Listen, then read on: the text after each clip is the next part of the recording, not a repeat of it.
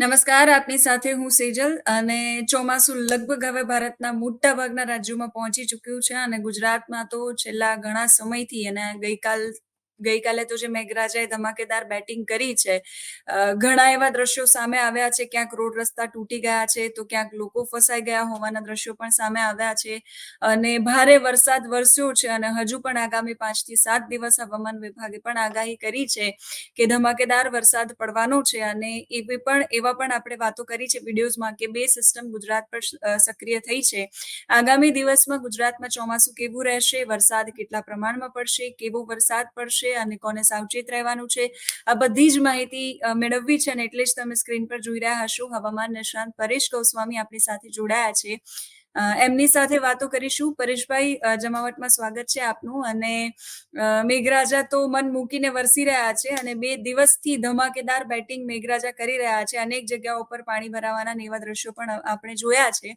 આજના દિવસ માટે રેડ એલર્ટ આપવામાં આવ્યું છે અને ઓરેન્જ એલર્ટ પણ આગામી 3-4 દિવસ માટે આપવામાં આવ્યું છે.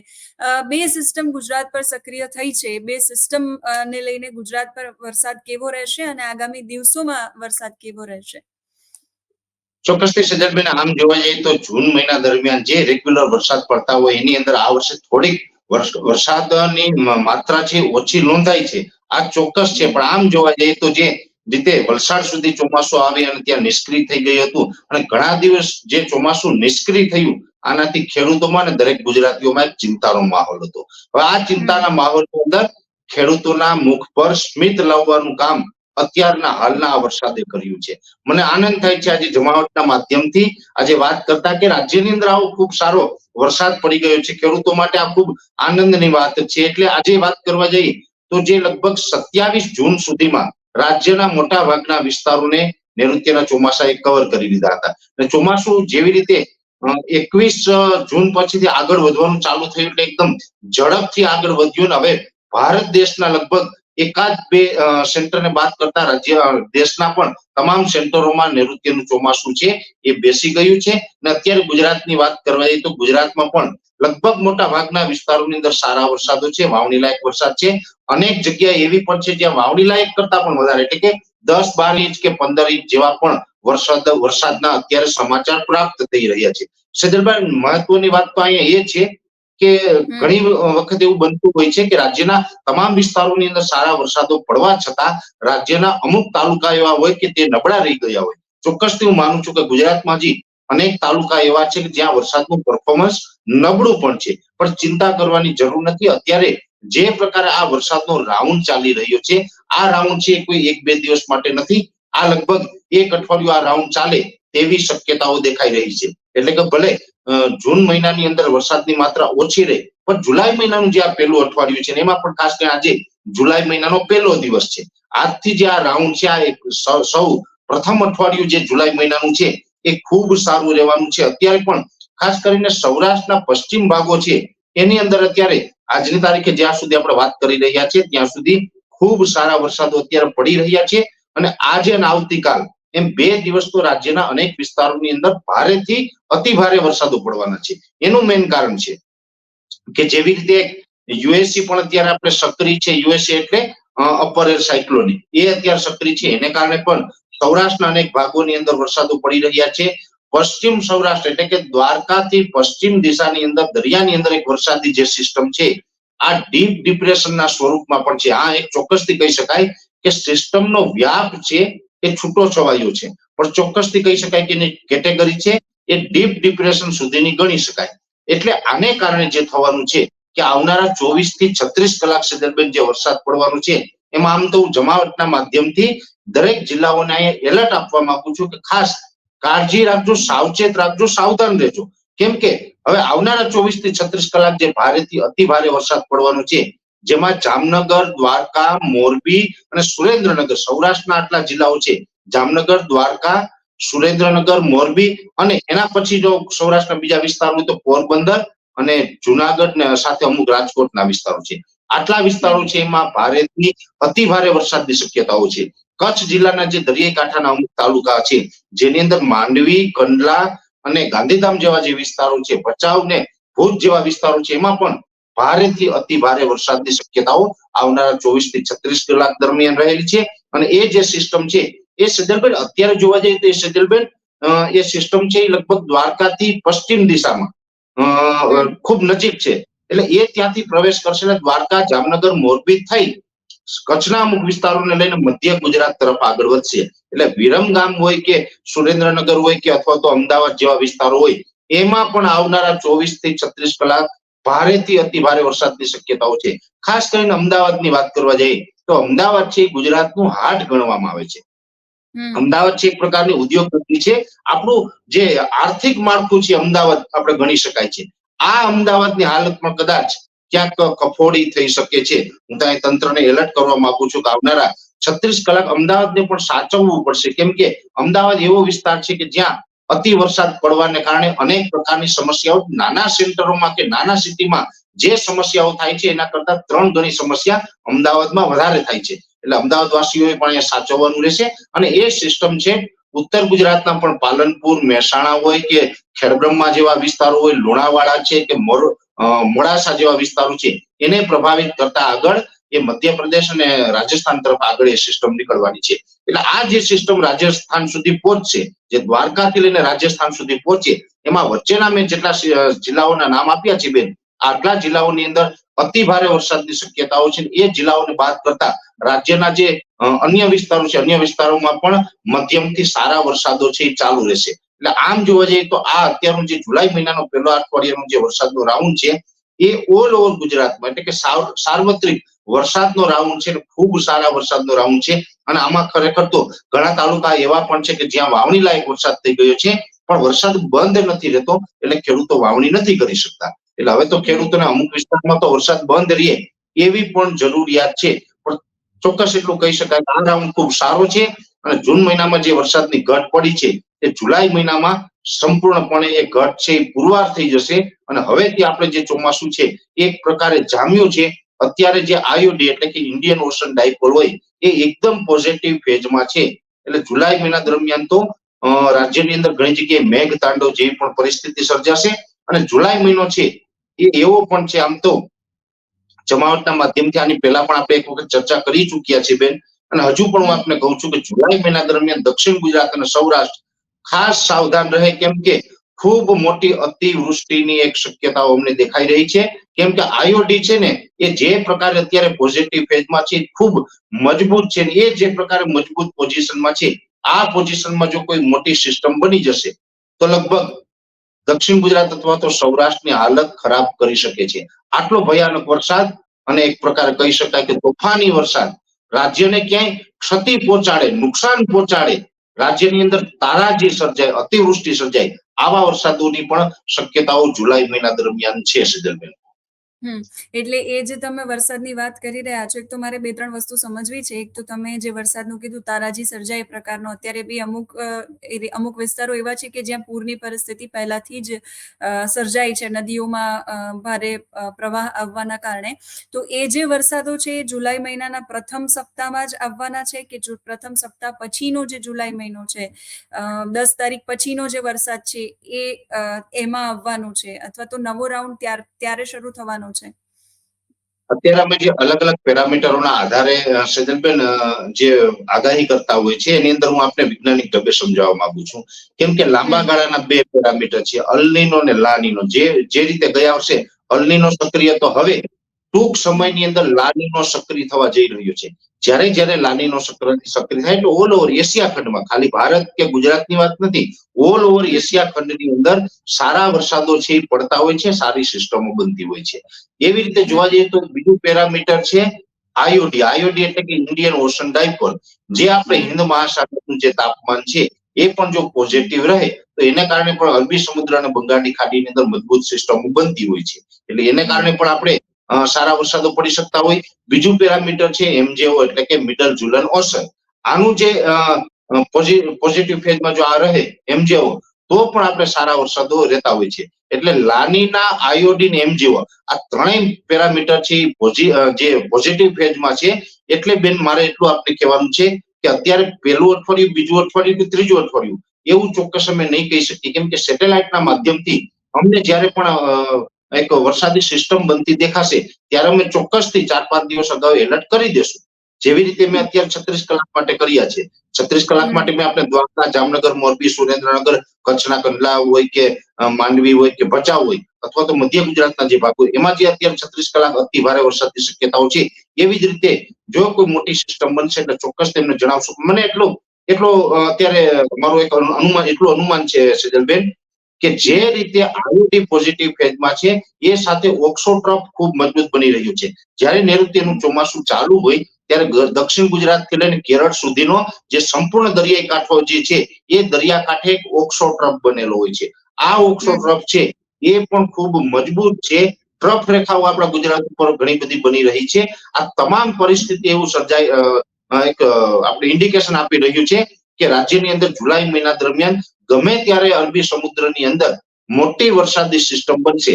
એ સિસ્ટમ જ્યારે સેટેલાઇટના માધ્યમથી અમારી નજરમાં આવશે એટલે અમે એલર્ટ કરશું. પણ એટલું ચોક્કસ કહું કે એ જે સિસ્ટમ છે એ જુલાઈ મહિના દરમિયાન બનશે અને અરબી સમુદ્રમાં બને જેને કારણે વધારે ખતરો છે દક્ષિણ ગુજરાત અથવા તો સૌરાષ્ટ્રના ભાગોને હોઈ શકે છે.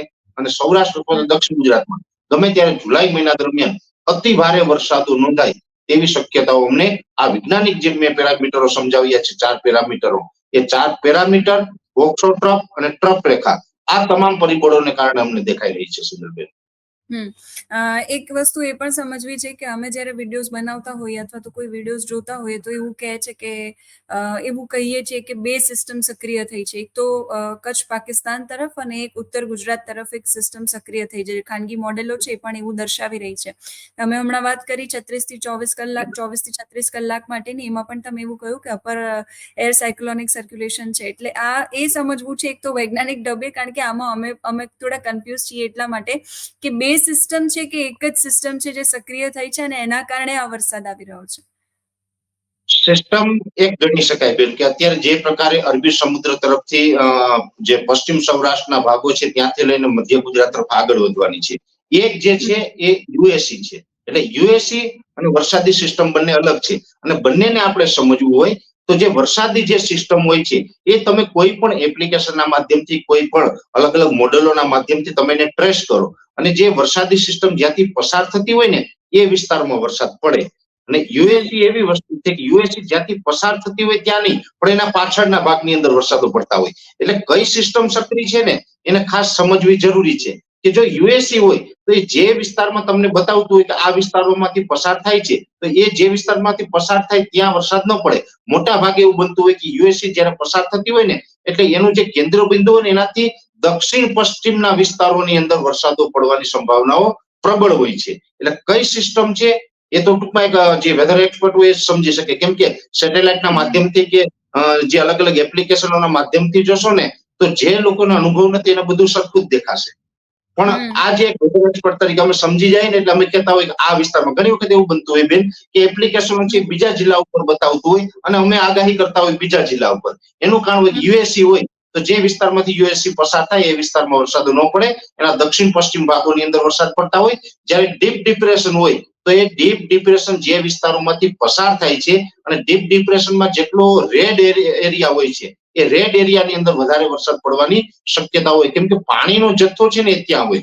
જ્યારે પણ લો પ્રેશર બને છે દરિયાની અંદર એટલે પેલા લો પ્રેશર બને, પછી વેલમાર્ક લો પ્રેશર બને, પછી ડિપ્રેશન બને, પછી ડીપ ડિપ્રેશન બને. લો પ્રેશર બને એટલે હવાઓ છે ને ઘડિયાળની ઉથમી દિશામાં ફરે છે એટલે એને એન્ટી ક્લોક કહેવામાં આવે છે. એન્ટી ક્લોક એટલા માટે કે ઘડિયાળની ઉથમી દિશામાં એ ચક્રાવો ફરતો હોય છે હવાનો. હવે એ ચક્રાવો હવાનું ઉત્તરી દિશામાં ફરે છે જેને કારણે નીચેથી તમામ વસ્તુને એક્ઝોસ્ટ ફેનની જેમ આકાશમાં ઉપરની તરફ ખેંચે છે અને ત્યાં એક પ્રકારનું પ્રેશર બનાવે છે. હવે એ પ્રેશર છે ને એ જેટલું દરિયાઈ તાપમાન ઊંચું હોય ને એટલું મજબૂત બની જાય અને એ પાણીનો જે જથ્થો છે એ જથ્થો જે વિસ્તારમાંથી પસાર થતો હોય એને કાં તો લો પ્રેશર કહેવાય, કાં તો એની કેટેગરી વધારે મજબૂત હોય તો વેલમાર્ક હોય, ડિપ્રેશન હોય કે ડીપ ડિપ્રેશન હોય. એ જે વિસ્તારોમાંથી પસાર થાય ત્યાં વરસાદ આપવા માટે સક્ષમ હોય છે.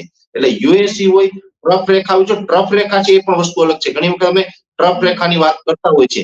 જો ટ્રફ રેખા હોય તો ટ્રફ રેખાના પૂર્વ પાટોની અંદર જે એના પૂર્વ પાટો છે ટ્રફ રેખાના એ તરફ વરસાદ પડવાની વધારે શક્યતાઓ રહેલી હોય છે. ઓક્સો ટ્રફ જો મજબૂત થાય, ઓક્સો ટ્રફ મજબૂત થાય ને સાયક્લોનિક સર્ક્યુલેશન હોય તો મોટા ભાગે એવું બને કે દક્ષિણ ગુજરાત અને સૌરાષ્ટ્રના ભાગોની અંદર વરસાદો છે પડતા હોય છે. એટલે અલગ અલગ વૈજ્ઞાનિક પેરામીટરોમાં જોવા જઈએ ને તો આ દરેક વસ્તુ છે ને એને પેલા સમજવી પડે કે યુએસી છે, સાયક્લોનિક સર્ક્યુલેશન છે, ટોક્સોટ્રફ છે, ટ્રફ રેખા છે કે ડીપ ડિપ્રેશન છે કે લો પ્રેશર છે. આ તમામ સમજીને એની અલગ અલગ કેટેગરી પ્રમાણે વરસાદ આપવા માટે સક્ષમ હોય. એમાં વિસ્તાર વાય અને વરસાદની તીવ્રતા આ બધું આ રીતે અમે પ્રિડિક્શન કરતા હોય છે બેન. એક વસ્તુ આપની પાસેથી એ પણ જાણવી છે કે જ્યારે ચોમાસાની શરૂઆત થઈ 27 તારીખ પછી ફરી પાછું ચોમાસું આગળ વધ્યું અને એટલા દિવસ રોકાઈ ગયું. પછી ચોમાસું આગળ વધ્યું તો મોટાભાગના વિસ્તારોની અંદર વરસાદ વરસી રહ્યો છે. પણ ઘણા બધા વિસ્તારો એવા છે કે જ્યાં વરસાદ ન વધ્યો. એટલે ચોમાસું આગળ વધ્યું પણ વરસાદ વિસ્તારોમાં પડ્યો, જેમ કે કચ્છ હોય તો કચ્છના અમુક વિસ્તારોમાં પડ્યો અને અમુકમાં ન પડ્યો. સૌરાષ્ટ્રમાં પણ એવું કે અમુક વિસ્તારોમાં પડ્યો, અમુકમાં ન પડ્યો. આજે છે કે પડદરીમાં વરસાદ ન પડ્યો. તો આનું કારણ શું હોઈ શકે? આ પણ એક સમજવું છે, કેમ કે જ્યારે વિડીયો બનાવીએ ત્યારે લોકો કમેન્ટ્સ કરતા હોય તો એવું કે બેન તમે તો કહો છો ભાવનગરમાં વરસાદ છે પણ અમારા વિસ્તારમાં તો વરસાદ છે જ નહીં. તમે એવું કહો છો અમદાવાદમાં વરસાદ છે તો પશ્ચિમ ભાગોમાં તો વરસાદ છે જ નહીં. તો આ જે સ્થિતિ સર્જાઈ છે એનું કારણ શું હોઈ શકે? એનું કારણ મેન તો એ હોય છે કે જેવી રીતે જ્યારે પણ વરસાદ પડતા હોય તો રાજ્ય છે ને બેન આપણું આપણે ગર્વ લઈ શકીએ એવું આપણું મોટું રાજ્ય છે. આપણા ગુજરાતથી તો ઘણા બધા દેશો નાના છે. એટલે આવડું મોટું રાજ્ય છે તો સ્વાભાવિક રીતે રાજ્યના તમામ તાલુકાઓમાં વરસાદ પડે તે પોસિબલ હોતું નથી. કેમ કે 250 કરતા તો વધારે તાલુકાઓ છે અને ઘણા તાલુકાઓ તો એવડા મોટા છે કે બીજા દેશની અંદર એવડા જિલ્લા નથી હોતા. એવડા મોટા મોટા તાલુકાઓ છે અને 250 કરતા વધારે તાલુકા આપણા રાજ્યની અંદર છે. એટલે તમામ જગ્યાએ પડે એ પોસિબલ પણ નથી. એરિયાની દ્રષ્ટિએ ખૂબ મોટું રાજ્ય છે આપણું અને એનો મને તમને ગર્વ પણ છે. પણ મારે બીજું એ પણ કહેવું છે જ્યારે પણ આ વરસાદી સિસ્ટમ બનતી હોય, જો ડીપ ડિપ્રેશન હોય ને એ સિસ્ટમ કેશાકર્ષણમાં આવે તો રાજ્યના કોઈ પણ વિસ્તારો બાકાત ન રહે. અને એને આપણે હેલીનો વરસાદ કહીએ છીએ કે રાજ્યના સમગ્ર વિસ્તારમાં હોય અને રાજ્યના તમામ ડેમો ઓવરફ્લો થયા એવા આપ જેવા જમાવટ જેવી લોકપ્રિય ચેનલના માધ્યમથી પણ અમને અને અન્ય ગુજરાતીઓને સમાચાર સાંભળવા મળતા હોય છે. પણ એ જે જ્યાં સુધી સિસ્ટમ છે એ ડીપ ડિપ્રેશન બનીને કેશાકર્ષણમાં ન આવે ત્યાં સુધી આ રીતના અનેક તાલુકાઓ છે બાકાત રહી જતા હોય છે. આ એક વૈજ્ઞાનિક અને રેગ્યુલર પ્રક્રિયા છે. એમાં કોઈ નવી વાત નથી. પણ હા, એ ચોક્કસથી કહી દો કે અત્યારે જે પ્રકારે વરસાદી સિસ્ટમો તૈયાર થઈ રહી છે ને જે પ્રકારે અત્યારે આઈઓડી પોઝિટિવ ફેઝમાં છે એ ઉપરથી હું એ ચોક્કસ કહું કે આ ચાલુ અઠવાડિયાની અંદર રાજ્યનો એક પણ તાલુકો બાકાત નહીં રહે. હા, એક ચોક્કસ વાત છે કે કોઈ તાલુકામાં બેન આજે વરસાદ પડ્યો હોય તો બાકાત રહી ગયા હોય એમાં આવતીકાલે પડી શકે, પરમ દિવસે પડી શકે, 24 કે 36 કલાક આગળ પાછળ હોઈ શકે, પણ કોઈ તાલુકો છે બાકાત રહે તેવી શક્યતાઓ નથી. એટલે અહીંયા કોઈએ વરસાદ બાબતે હવે ચિંતા કરવાની જરૂર નથી. આ રાઉન્ડ છે એ સમગ્ર ગુજરાતની અંદર તમામ તાલુકાઓની અંદર લાભ આપશે એ ચોક્કસ મને વિશ્વાસ છે. આભાર પરેશભાઈ, એટલી સરસ માહિતી અમારી સાથે જમાવટના દર્શકો સાથે શેર કરવા માટે અને અમારી સાથે જોડાવા માટે.